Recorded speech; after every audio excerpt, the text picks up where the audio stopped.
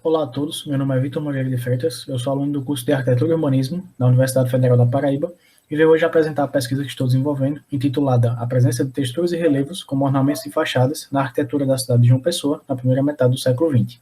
Pesquisa que é orientada pelo professor Ivan Cavalcante Filho e desenvolvida através do Programa de Iniciação Científica, o PIBIC. Bom, a partir da segunda metade do século XVIII, com a Revolução Industrial, a sociedade e a arquitetura europeia passam por diversas mudanças. O surgimento de novas tecnologias e o uso de novos materiais revoluciona os modelos de cidade e de edifícios da época.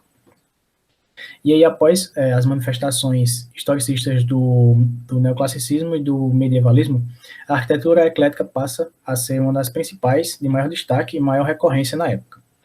A arquitetura eclética que é pautada na composição de linguagens do passado, ou seja, era muito comum que os seus edifícios fossem completamente inéditos, já que eles eram formados pela mescla de elementos de outras arquiteturas. É nesse contexto que o ornamento ele assume um papel de protagonista da edificação, isso porque as fachadas ecléticas eram muito destacadas, muito bem ornamentadas.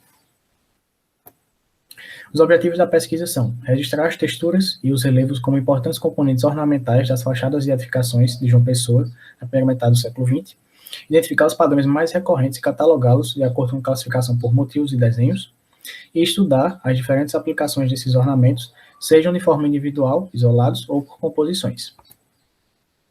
A metodologia utilizada para que os objetivos sejam alcançados passa pela revisão bibliográfica, que foi feita através de livros, artigos e teses, e abordam não só o protagonismo dos ornamentos, mas também o surgimento do ecletismo, sua chegada ao Brasil e à cidade da Paraíba, e também o contexto sociocultural, político e econômico que a cidade da Paraíba vivia.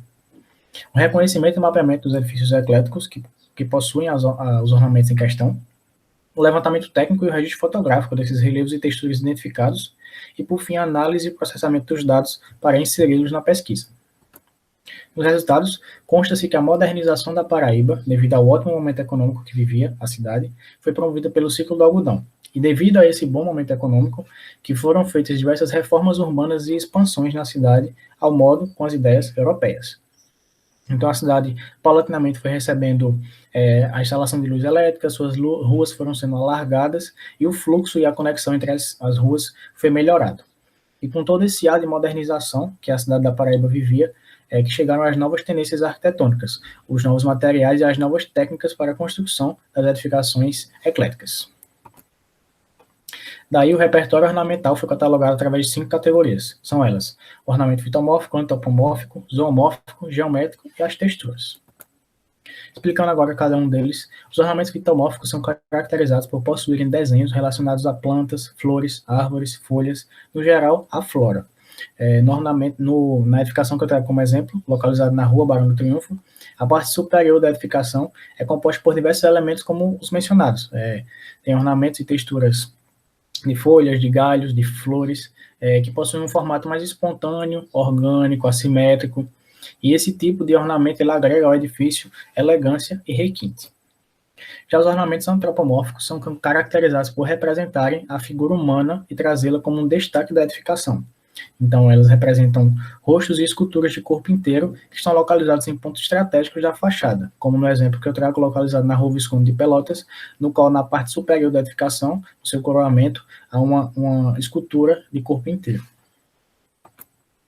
Os ornamentos zoomórficos, eles caracterizam e representam animais. E essa representação ela é importante, pois ela passa a sensação de força e potência, trazendo imponência para a edificação. Por isso, os principais animais utilizados e representados são os leões e as águias, por exemplo.